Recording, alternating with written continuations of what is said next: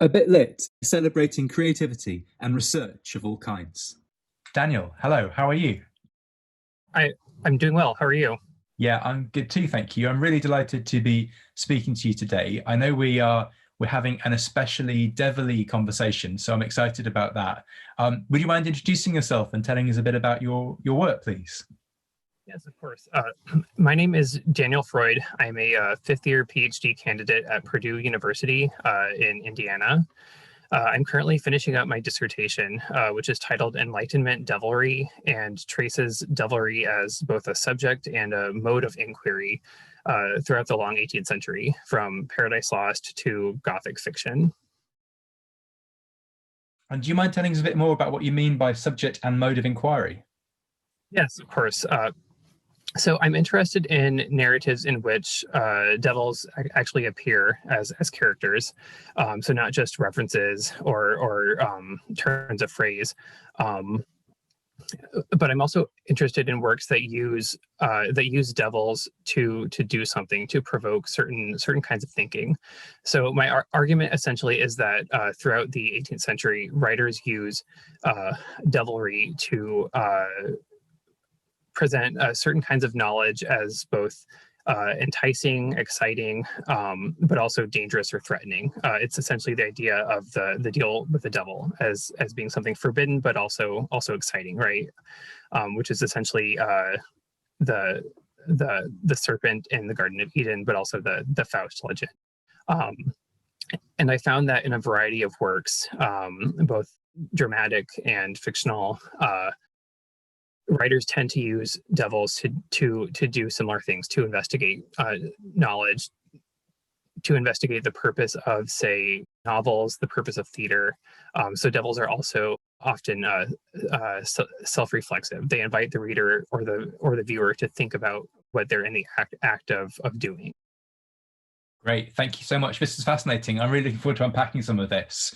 I guess my first question then is, if I wanted to use a devil to unpack and understand the art form that I'm writing in, to investigate, for example, the novel from within my novel, how would I do that? What's my toolkit for doing that? Do you mind giving us either some examples or just talking us through how that would work? I'll use my favorite example. There's a really interesting text called The Devil Upon Two Sticks. It's actually a French text by Alain René Lesage, first published in, I think, 1707. But it was translated into English in 1709. And it was actually very, very popular and influential throughout the century. There were retranslations. Tobias Smollett published a translation in the 1750s, I think. There were stage adaptations, sequels, like The Devil Upon Two Sticks in England, for example. So it was quite an influential text, and it's fascinating. So in this story, a man is running through the streets of Madrid at night, and he stumbles into a magician's room, and he opens a bottle, and the devil Esmodius pops out and saves the man from the people who are chasing him. In gratitude for being freed, Asmodeus offers to show the man around Madrid and to take off the roofs of houses to let him peek inside and see what people are getting up to behind closed doors. So it's sort of it's the frame story for a series of tales in which basically they walk around the street and peek into people's windows, see what kinds of things they're doing. So I think there are a lot of things going on here. We get the sort of gossipy information about people's private lives that becomes increasingly important to the novel in the early 18th century. We get a devil who provokes curiosity and allows this man to access this knowledge that he wouldn't otherwise get. So that's a significant text for me, and I trace how these sorts of exchanges appear in other texts, and I can sometimes trace this in more abstract ways. So in the chapter in which I discuss the devil Upon Two Sticks, I also discuss Roxana by Daniel Defoe. Devils do not actually appear as characters in that book, but Roxana constantly refers to her own actions and those of others as being the work of the devil, or the devil acting through someone. So I read Roxana as a sort of satire of contemporary prose fiction, in which Roxana attempts to explore her own guilt, her own culpability, but also the moral and epistemological value of her own story, but by using the devil as a way to sort of measure that. And it's an interesting text for this kind of analysis because it presents itself as a confession. Roxana has converted to Christianity. She is offering her story as a lesson for the virtuous reader. But there isn't a lot of useful didactic information in the text. Roxana keeps telling us about how she sort of deceives people, she uses people, she engages in all this bad behavior. And the end of the story is very bizarre and sort of abrupt, because Roxana tells us that she was brought low by the blast of heaven, and she eventually repents, but we don't really know how that comes about. So the text sort of tells us it's going to do one thing, but it doesn't really do that. And in my reading, we can trace how it's sort of self-reflexive about its worth as a piece of fiction and as a sort of piece of moral content by exploring what the devil is doing in that text. Okay, great. So just to make sure I've understood, and just to summarize where we've got to, in some of your texts, the devils are appearing as characters, and in others, they're sort of haunting the way characters feel about what they're doing and what other people are doing. So they're sort of there as discursive ways of explaining agency. You know, this is happening because the devil is causing it. If it's okay to linger with the devil upon two sticks, I've got a lot of questions about. I do not know this text, so I'm really fascinated. I'm going to throw all the questions at you once, so you can take them in whatever order you want, Daniel, and we can revisit them. Firstly, what is that title saying? I don't understand that title. Can you talk us through that? And then secondly, is this some sort of 18th century version of reality TV show that we're having roofs taken off and we're being beamed directly into people's homes and seeing what they're up to? Actually, I'll save my other question because that's already two big questions. But yeah, could you tell us a bit more about that, please? Yeah, so the title is it's Asmodeus's nickname. So he tells the scholar early on that he got into a fight with another devil and was pushed out of the sky and landed on the ground, and he broke both of his legs, so he uses crutches. So he's the devil on two sticks. So that seems to come straight out of myths around Vulcan, I presume, the kind of god of fire and smith making. He gets pushed out of Olympus, and yeah, that's and you know, it's interesting because Asmodeus, his backstory is kind of a hodgepodge. He also at one point identifies himself with Cupid. He says he's the devil of chemistry and astrology. So there isn't an incredibly consistent backstory in this text. It's sort of drawing on a lot of different elements, but strongly foregrounding his disability. So that's yes, very yes, for sure.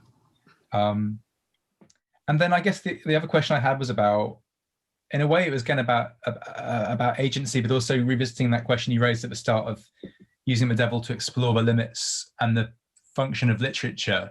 So the devil gets rescued and then takes the character off on a journey. It sounds to me like you then get a series of inset narratives. You've got the kind of wider story of the rescuing of the devil and where that leads, but you're then being taken along from house to house, perhaps. So the devil is sort of a director or an author or a producer of narrative. I don't know what the right language is there, but is it in that sense you're talking about the devil being used to kind of explore literature as a thing? Yes, yeah, I like that you said the word producer, because to return to your question about reality TV, that is almost kind of how I think of the devil, especially in this text.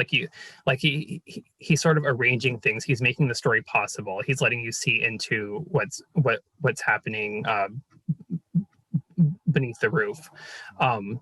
So in this way, it seems to me that it's almost like laying bare what a work of fiction does, right? Like it's letting you peer into someone's private life, but it's making the act of peering into someone's life part of the narrative, right? So rather than just like reading about someone's life, you're reading about someone who's gaining access to this information in this fantastical way, the devil lifting the roofs off of someone's house and letting you see inside.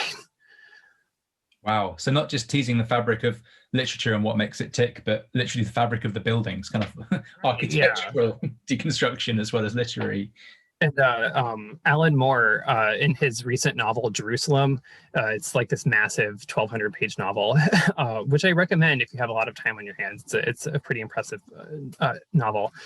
Alan Moore has a section called the Esmodius Flight. So that's the sort of the most recent iteration of The Devil Upon Two Sticks. And in that book, the character posits this idea of lifting the roofs off people's houses as sort of seeing in an additional dimension. So you have to sort of follow Alan Moore down his route of complex mathematics and magic. But it is an idea that's still sort of circulating in popular culture. Yeah, I'm thinking about The Good Place as well, which has been one of my kind of lockdown discoveries. And there's a show all about, devils. That show's really asking questions about agency and storytelling, I think, because the human characters keep being forced through iterations of the same stories in order to see how they will or won't respond. Right. Yeah, that's true. And that's also a story in which the narrative mechanics are sort of brought to the surface because the characters are forced to think about the act of like developing as a person. So it is kind of self-reflexive in that way. Yeah. So Daniel, just to zoom out from the detail that you've given us already in terms of A Devil Upon Two Sticks, and you've mentioned Roxana. Do you mind telling us a bit about why this time period for thinking about this topic? So it sounds like to you there's something important about Enlightenment thoughts and devilry. Like what for you is what brings those two things together? Well, I have to say that part of my interest in doing this project was a sense of stubbornness. Roxana was the first text I read that got me interested in this topic because I read it and noticed all the references to the devil, and I thought, where are the other devils in this period? This was very early on in my PhD program, and I sort of had this fuzzy idea of the 18th century as the age of reason, right? So it seemed odd to me that this text and a few others featured devils so powerfully. So I wanted to find the devils, basically, to sort of go on a scavenger hunt and try to find all of them. But there are a lot of reasons why the devil is an interesting figure in this period, and I think it is partly because we think of the 18th century as the age of reason, the age in which secularization is beginning to take hold, in which the Church of England is sort of trying to distinguish itself from certain other denominations that seem extreme to Anglicans, such as Catholicism, with its emphasis on like pageantry and popery, right? Or Puritanism with its focus on like the eschatological, right? Like the end times. So we have this period we think of as sort of the secularizing period. And I think in this period, people are rethinking what the purpose of the devil is. Is the devil an actual being who lives and can like walk among us on earth? Or is the devil just like a metaphor or something that we should use to sort of understand morality and how to be a good person? So the devil, hell, those are things that people are actively renegotiating, right? Thinking through whether they are real, whether they're more metaphorical, how we should use those in our lives. And I think that's partly why we get devils in a lot of different texts, in a lot of different genres, because people are working through what purpose the devil should serve in our lives.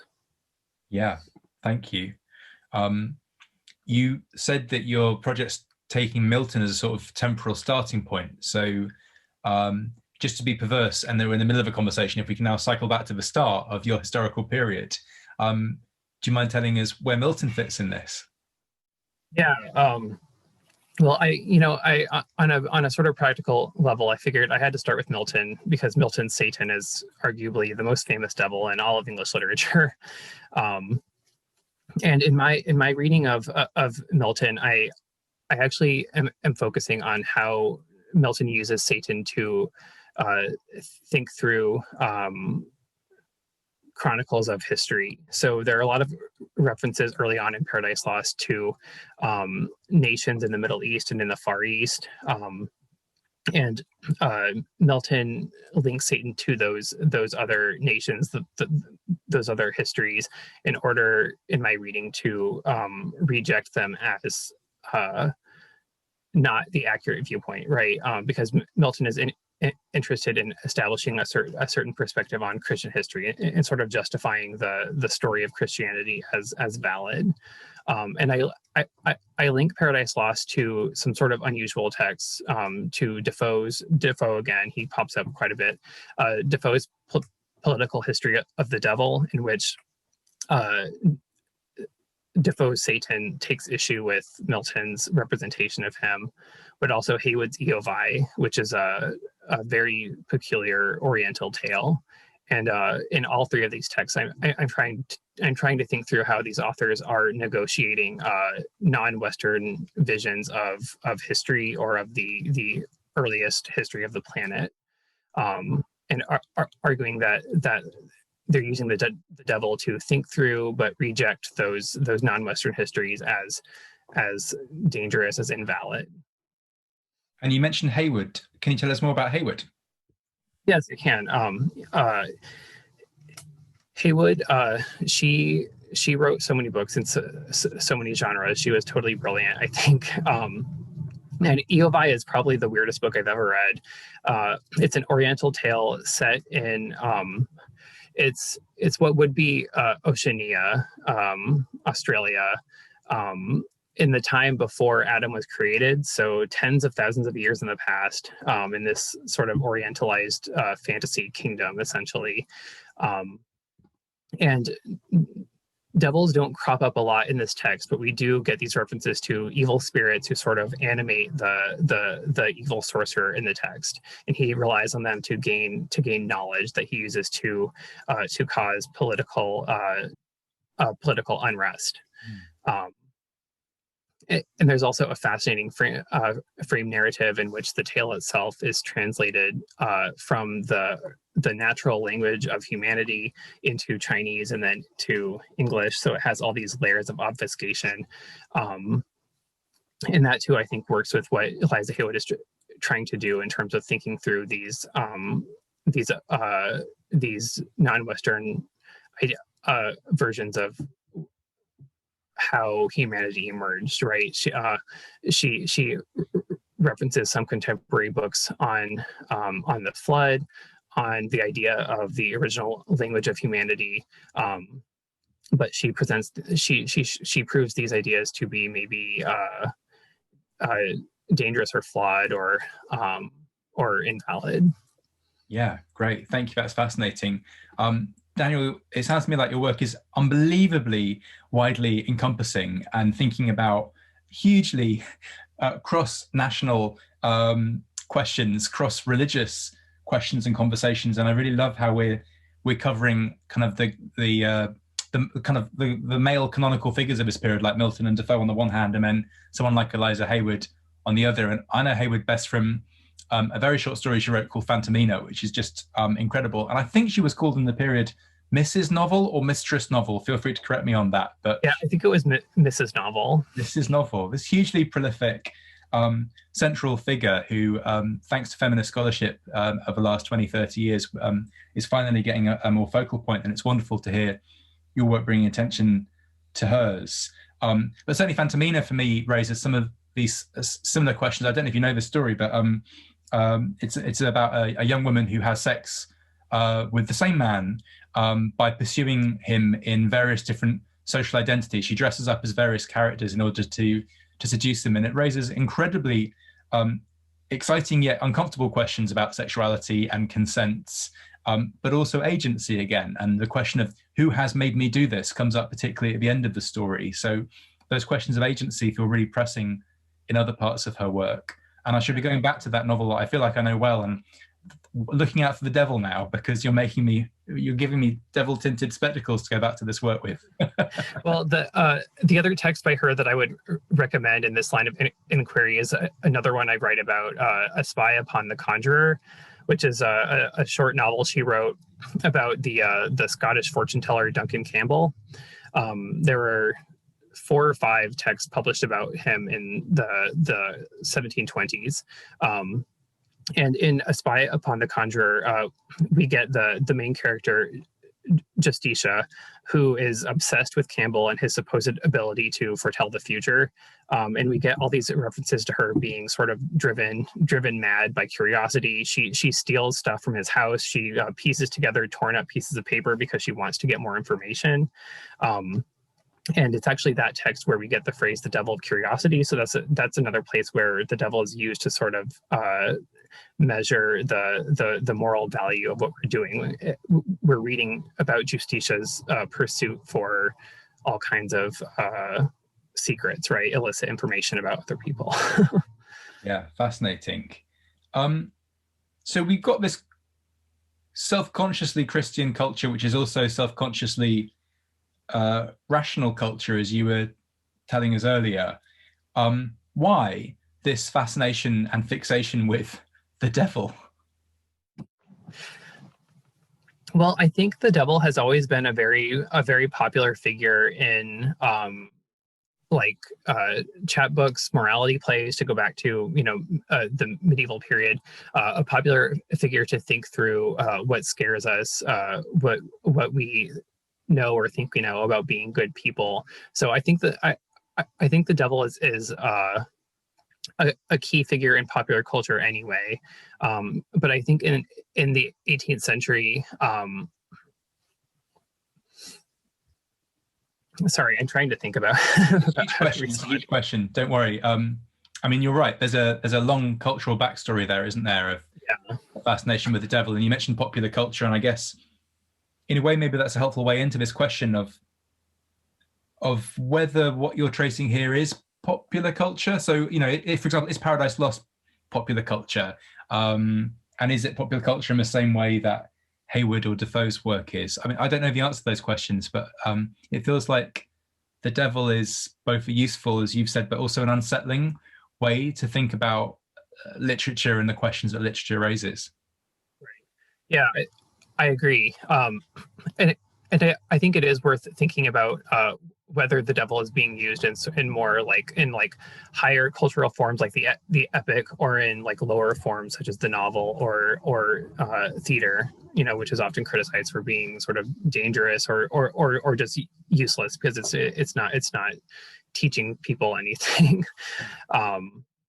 So I think there is a distinction between sort of high and low uses for the devil, but at the same time, I don't think we can always make clear-cut distinctions between the high and the low. Yeah, absolutely. In a way, the figure of a devil is a useful way of reminding us that those distinctions are often not very helpful. I mean, I guess I'm thinking about a poem like Paradise Lost, and I'm not going to say anything very profound here. I guess this is what kind of a critical truism, but the devil occupies such an odd place there of antagonist and protagonists, of kind of the enemy of mankind, the enemy of God, but also the person whose story we follow through the experience of reading or hearing the poem. I don't know, is that true of his appearance in other kinds of works? Are we invited? I mean, the Devil Upon Two Sticks, it sounds like, again, we're invited to come along for the ride with the devil. So does he continue to have that slightly odd function of both a bad person but also a fun person to be with across the lifespan of the art form?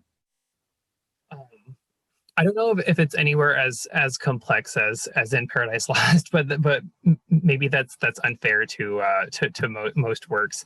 I mean, one thing that's interesting about Satan in Paradise Lost is that he's a rebellious figure, but he's also necessary to the unfolding of Christian history, right? So he's sort of in a sense, he's a cog in a machine, right? He does rebel, but he also has to serve a purpose, which is to allow for the Felix culpa by the end. So he does have that sort of contradictory position. And in other texts, yes, I think it's true that the devil has a similarly complicated or sort of contradictory function. I'm thinking of another text now, The Adventures of Lucifer in London. I can't think of the date off the top of my head. I think it's 1790s. A great title. Yeah, it is a great title. It's a really weird text. I'm probably one of the few people who's ever read it in the 21st century anyway. But in that book, Lucifer is writing a letter to the Infernal Council in Pandemonium. And he body hops throughout London. So he takes on different people's souls. So sometimes he's a rich person, sometimes he's a soldier, sometimes he's a gentleman, et cetera, et cetera. So he gets these different views of what life in London is like through all these different perspectives, and he's giving information to the Infernal Council on what life is like for all these different portions of society. So a little bit like Devil Upon Two Sticks, he's sort of a tour guide or a tourist traveling from kind of place to place, whether it's from house to house in one story or from body to body in another. And I presume that those shifts are all about shifting between class positions, status positions, gendered positions. So there's something there then about the devil offering quite often we talk about these days, what would an alien make of the earth if they were to suddenly appear now, to think about this, that, or the other. And it feels like the devil's kind of been co-opted as a supernatural arrivist to English politics in this case. But yeah, is there something going on there then about, why is that viewpoint useful? What is that viewpoint of seeing ourselves via a body hopping devil? What work is that doing? Yeah, that's a good question. I think it has to do with what you just said about the idea of an alien arriving on Earth. The devil is in some ways an insider to human culture because he's been observing us and maybe influencing us for a very long time. But at the same time, he's an outsider. He has this perspective as someone who's not human, and someone who's fallen from God's grace. So he's in a position to potentially cause harm to humans, but also to observe them with that outsider perspective. Yeah, there's something slightly creepy about the idea of him as a human connoisseur. That's terrifying. Yeah, at any moment the devil could hop into my body and see what it's like to live in Indiana, I guess. Yeah. Wow. Daniel, we're sort of heading towards the end of the film. In a minute, I'll just check in with you about if there's anything that you'd like to discuss that I haven't given you time for. But I guess one question that I have for you, and it's another big one, and feel free to bat it back if it's too big or too silly. But who are these texts being written for? I guess I'm particularly thinking about this most recent text. Is this being written for Londoners who would recognize the London that Satan is visiting? Is it being written for a wider English community who might, enjoy laughing at the Londoners and self-identifying as a non-Londoner? Do we have a sense of who is consuming these devilly books, who they're for? Yeah, that's a good question. And in some ways that's hard to trace because some of these texts are so obscure, like The Adventures of Lucifer in London. It's on Echo, which is how I read it. But there are maybe like 2 or 3 contemporary reviews and then no scholarship at all. And I think a text like that is very much popular culture. It's written to amuse people. And I would say it is written to amuse people in London who can sort of pick it up and laugh at the sort of outsider perspective on what life in London is like, But we also get some interesting moments. The devil actually comments on racial issues a couple of times in the text, and on how non-white people are treated poorly, which really surprised me when I read it. I guess I wouldn't expect this text, which is mostly so silly and ridiculous, to also have some moments, I guess, of sincerity here and there. So, you know, it's written to amuse, but it also makes some genuine points, I think, about what life is like in different portions of society.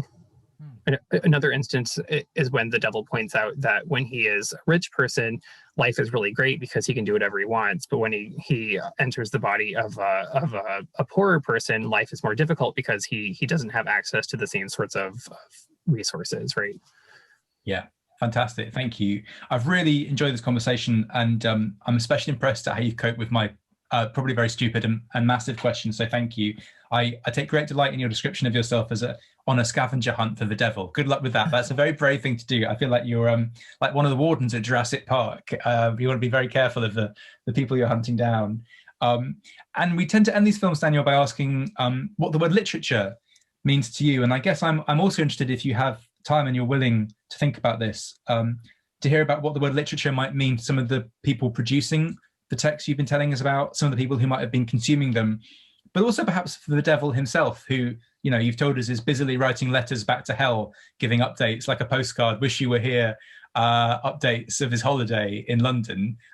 Where does literature sit, either for you or for your texts or for the characters in them? I would say that I think for a lot of my texts, but also for me, literature it's a way of thinking about the world. It's a way of gaining knowledge about the world, which doesn't necessarily have to be factual knowledge, right? It can also be sort of moral knowledge, or just ways of thinking about like how to live, or ways of thinking about what life is like in this or that part of the world. But it's also a way of engaging with ideas, right? Like when I referred to Eovi as engaged with all of these theological and historical texts on like the natural language of humanity. In some ways it is a sort of serious intellectual endeavor, but it's disguised in all of these layers of romance and Orientalism and weirdness, you know? So yeah, I guess I would say that literature is it's a tool for thinking through, for thinking things through. that's very broad, but I think that's true. But it's also entertaining. So it's not just that. Yeah, thank you. It's helpful, and in a way, what I love about the work you're doing is that you're thinking about the devil as a tool for thinking through literature, and now thinking about literature as a tool for thinking through other things. So there's this wonderful kind of Russian doll effect of thinking about the devil in literature that you've introduced us to. Yeah, I think that's exactly right.